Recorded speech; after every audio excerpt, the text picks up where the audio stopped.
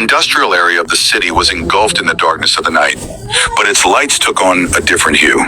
The glow emanating from the towering factory seemed to have a mysterious air, as if lost voices were lingering in the hazy light. The sounds of factory machines, the scent of smoke, and the weary faces of workers created a surreal scene. This was the reality of the area. Constant noise, a fog, and the lives of workers whose sole purpose was survival. Skecho Rizwan, a 22-year-old young man, sat outside the factory gate. His gaze stretched across the street, where his mother lay sick in bed, and his younger siblings were busy with household chores. "Didn't you manage to pay the fees today?" his sister quietly asked. Rizwan didn't respond. His heart was heavy, and he was constantly struggling to figure out how to change his life. Amid the factory's noise and his ceaseless struggle, Rizwan's heart sought a new path, but he had yet to understand where his journey would end. The spark of rebellion within him had not yet ignited, but his destiny was about to change. Nasima, a 50-year-old experienced laborer, had become the voice of the area. Her back was straight and her body strong, as though every hardship of time had only made her tougher. Nasima had always fought for her comrades, leading the fight for their rights.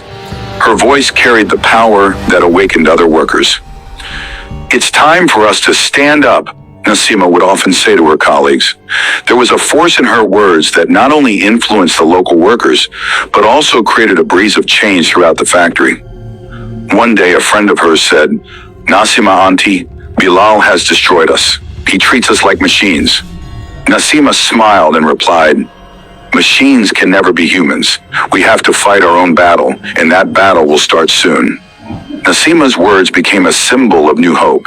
She then decided to take her efforts to a higher level. She knew her voice should not just remain in words, but should be translated into action. She planned to start a movement for workers' rights on a larger scale. Bilal Ahmed, the factory owner, was a selfish man. His eyes only gleamed with money and power. He believed the workers were his property, and their sole purpose was to increase his wealth. From the windows of his office, he looked over the entire area, never feeling remorseful that the workers' lives were constantly at risk in his factories.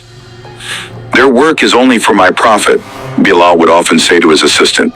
His life's sole aim was the increase of wealth, and he believed the workers' lives held no significance. To Bilal, the factory was merely a machine, and the workers were just tools to keep it running. In the dark of night, the shadow of Suleiman would always fall over the factory area. Suleiman was the person who disappeared during the day, but returned at night to help the workers.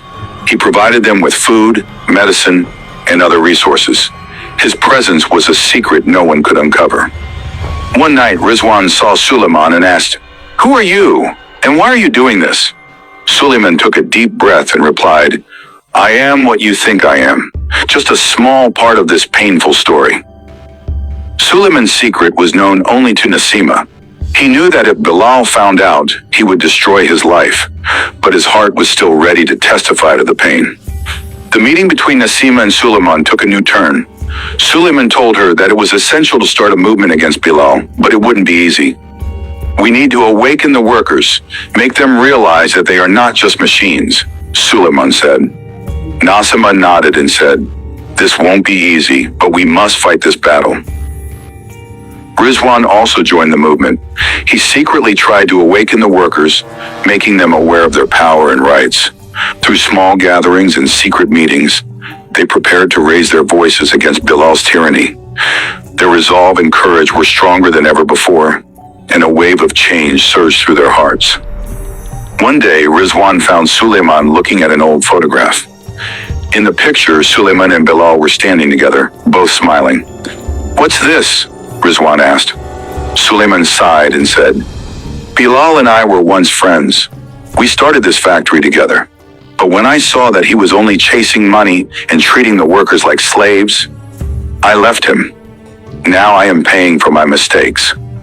Rizwan's eyes filled with shock and anger, but he felt a new respect for Suleiman.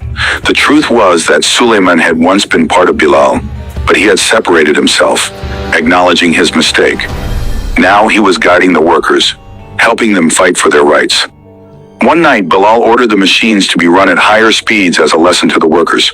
This led to a catastrophic disaster when one machine exploded, setting the factory on fire.